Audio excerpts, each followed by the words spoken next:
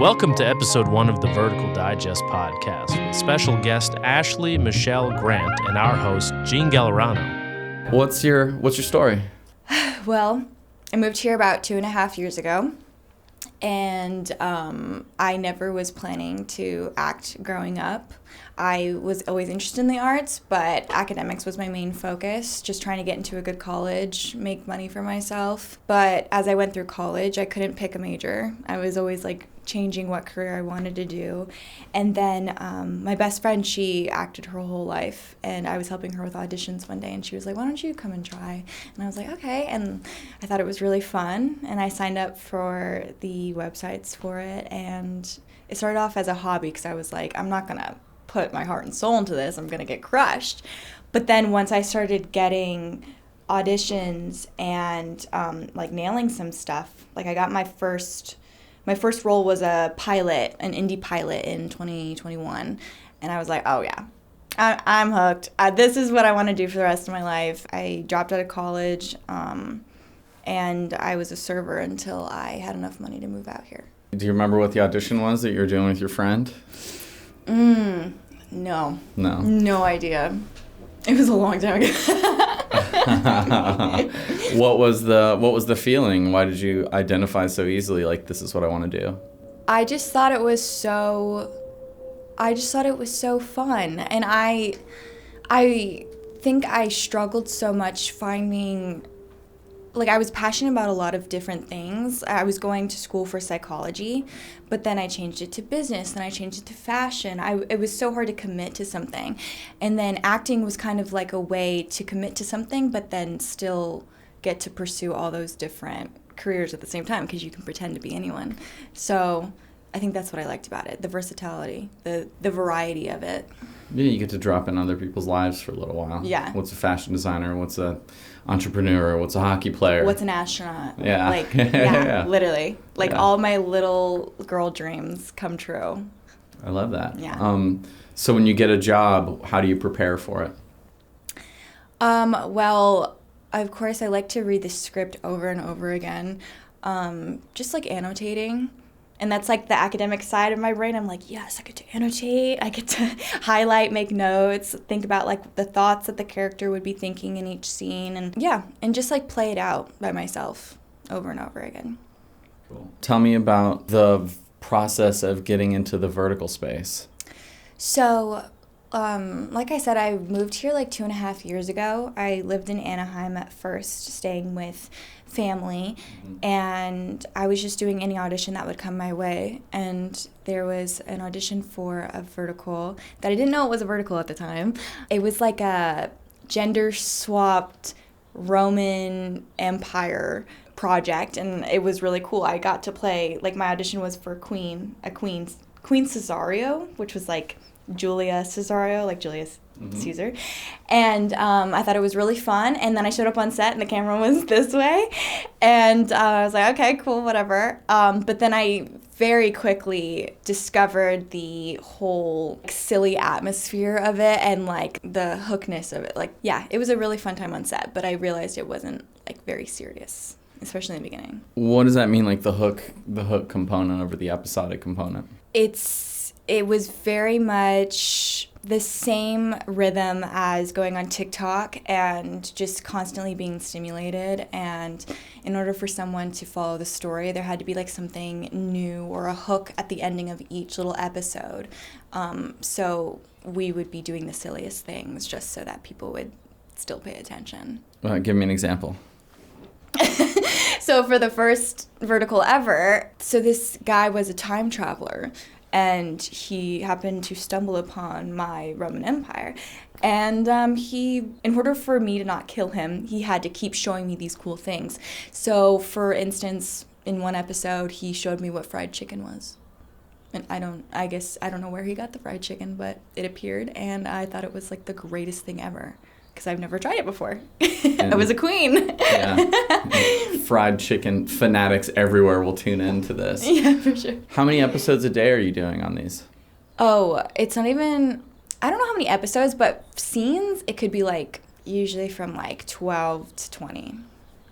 Depends. Yeah, it's a lot. Yeah. It's a lot of material. Yes. What does it feel like being the person who's, I mean, I'm imagining, what was it, the Juliet Caesar? What was the? I think it was Julius Caesario. Okay, Caesario. What is it? So if you're there, and what's your role in terms of if you're the lead on this show, how do you help other actors kind of come in and feel comfortable and come into the speed and the ferocity of crushing so many episodes in a day? Like, how do you make sure they're able to do their job well?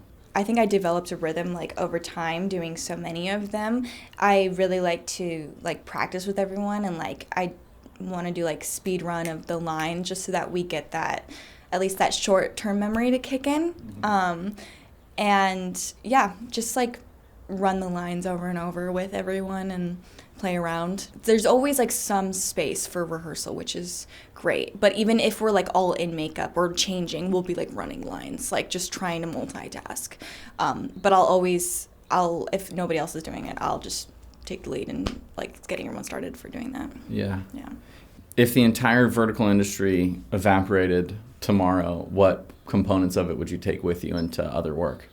I've learned so much from doing all these verticals. Like I basically started in verticals. I did a couple short films before, but I learned how to block. I learned like what so many different film terms were.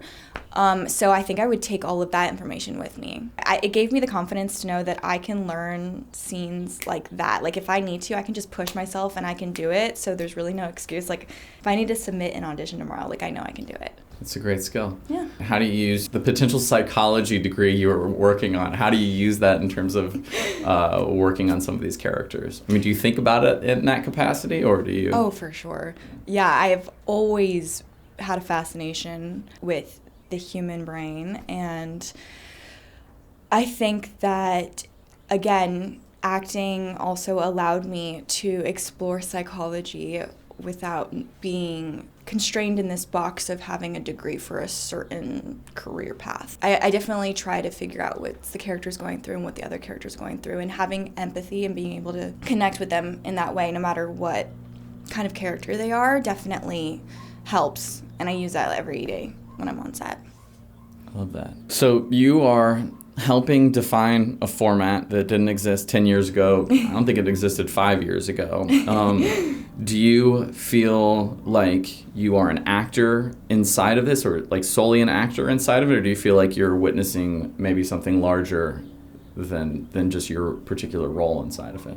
I mean, I'm an actor, like, first and foremost. That's my main focus in life. So I think that, I mean, this space it's opened up career paths that I never thought that I'd be interested in, like producing or directing. So I could see myself contributing in other ways down the line.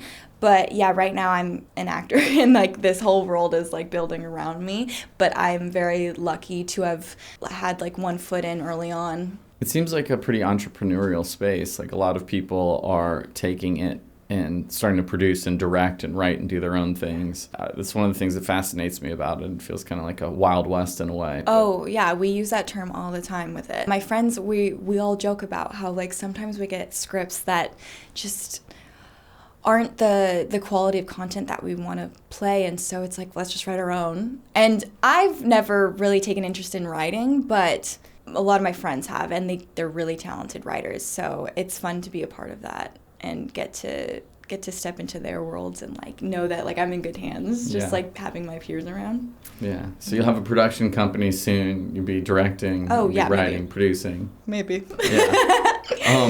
What have you learned so far about the business? Not just verticals, but I'm probably scratching the surface when it comes to the business, but just how to hold my own. Like I started my own like S Corp just for tax purposes, just being a freelancer, learning how to negotiate for myself, learning all the terms and conditions that need to go into a contract to protect myself. There's just a lot that goes into filmmaking, like so many puzzle pieces, so it really is amazing when everything comes together. And yeah, I think like just in terms of the business aspect, there's just a lot that needs to be covered before like even stepping in the door. I've gotten a little bit of the hang of it, but there's new complications every single time, just learning every single time, basically. Yeah, but that's amazing learning that Yeah. like out of the gate. You know, 'cause so many people give Yeah. their agency away to their agents, or they're not agents, or they just sign whatever comes towards Yeah. them, and they don't actually, you know, look at what they're signing. And, Yeah. You know, That's true. I think I was already doing a lot of verticals before I signed on with my manager now, and I love her, and she's helped me out with the negotiations, and she always has my back in terms of, I mean, every project, but especially verticals, because those are the ones that are happening a lot right now. I had more of a voice and more confidence in, like, saying what I need, because I already knew that, like, from doing it on my own before. I was kind of, like, thrown into the water and had to learn how to swim, and so now I feel more confident in, like, speaking out about it. I love that. So what's the dream? The dream is just being able to do, like, cool movies that impact people's lives, and they leave the, like, I want to be in the movie theater, of course, and I want people to leave and be, like, thinking about it, you know, thinking about a message, or forgetting about me as Ashley on the screen, and, like, I want them to, like, just meet the characters that I portray. And yeah, I just want to leave impacts. Do you have dream roles? Yeah. I think if I get this question a lot, like, if there was a character that has already been made, that if I would want to play them, Katniss Everdeen in Hunger Games. I love the sci-fi dystopian roles, so definitely a dream of mine. Natalie Portman in Black Swan. Psychological thrillers are really cool to me, and the aspect of being so obsessed with an art that it consumes you is definitely a story that I want to be a part of. I love that. Yeah. Darren Aronofsky. It's a great movie. Mm-hmm. Both those are great movies. There was a billboard with your motto, your personal motto, as is right now. What does it say? Dang. I think it would be, like, make yourself proud. I think that's, like, my motto of this year is, like, just focusing on myself, and like, as long as I feel good and, like, I'm doing things that I think will make me proud when I look back 10 years down the line, then nothing else matters. And I love that. yeah. It's a Tim Ferriss question. This is kind of a similar one that he has, but Okay. we talked about being a bit of a reader. What kind of stuff are you reading or are you listening to? Right now, I am reading the Sunrise at the Reaping, the new Hunger Games book, before the movie comes out this year. I'm so excited. But I'm also reading this book called Love, Mom, which is a little bit of, like, a psychological thriller. And then I think it was by Michael Caine. It was his acting book. I forgot the name of it, but it's an acting book. Something, yeah. Yep. I'm listening to that. And Iran. That's great. He has this great moment. Maybe you'll find yourself in this situation. He talks about he was on a set. The director comes over and is like, "All right, so you're gonna fall down the stairs. You're gonna jump through the window, and then you're gonna land into a pool of water, and there's gonna be a shark, and you're gonna race the shark, and you're gonna get out. You're gonna go across the broken glass and then through the flaming hoop." They're like, "Is that good?" And he said, "Yeah, absolutely. You first."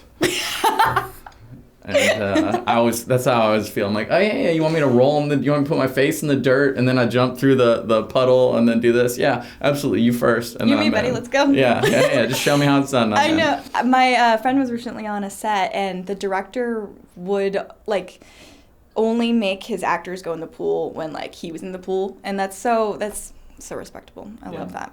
Do you have a book, if you were gifting a book or a movie to somebody, do you have one that you're like, this expresses how I feel? Okay, yes. I have one psychology book that I think I would give to everyone. It's called You're a Badass. That book changed my life. I read it in the summer before freshman year of high school, and it definitely changed my perspective and made me just get out of my head, because I was a very, very, like, self-conscious kid growing up, very, like, socially awkward, and, like, just made you just, like, realize, like, you're a human too, and you deserve good things. And yeah, I went into high school with, like, my best foot forward reading that. I should honestly reread it, but love that book. But I do have a fiction recommendation as well. It's called The Passenger by Lisa Kutz, I think. Okay. It's so good, and it's about this girl who takes on a bunch of identities she's, like, running away from the law. But it's really fun. Awesome. Highly recommend. What's your superpower? I think my superpower is my ambition, determination. I'm always like able to like bounce back and like ground myself. Okay, that was like 4 things. But like I'm always able to like get back to the bigger picture and just realize like I have that fire under my ass. Like I need to get going. Like you can't just sit around and pout, and like I do pout. I do have my bad days, but no one's gonna do this for me. Like I need to get off my ass and like do the thing. So I think that's my superpower. Love it. Yeah. Thank you. Yeah. Yeah. Good. Thank you so much.